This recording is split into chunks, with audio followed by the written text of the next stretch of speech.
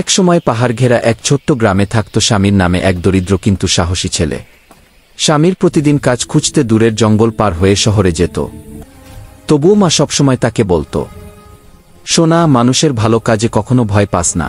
এর জঙ্গলে অদ্ভুত গুহা। একদিন কাজ শেষে বাড়ি ফেরার সময় ঝড় বৃষ্টিতে পথ বদলে যায়। অন্ধকার জঙ্গলের ভেতরে পড়ে যায় সে। হঠাৎ তার চোখে পড়ে ঝোপের ভেতরে ছোট একটা গুহা। ঠিক মাঝখানে পড়ে আছে একটা পুরনো ব্রোঞ্জের চিরাগ। চিরাগটা ধুলোয় ঢেকে আছে, কিন্তু যেন ভেতর থেকে আলো বের হচ্ছে। চিরাগ ঘষতেই উঠে এলো জাদুর ঝড়।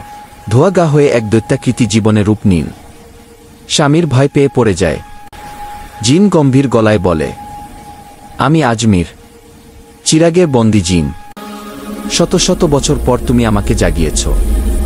বল, তোমার 3টি ইচ্ছে পূরণ করব। স্বামীর অবাক, ভয়ও। আমি তোমাকে মুক্ত করেছি। জিন মাথা ঝাঁকায়, হ্যাঁ গি।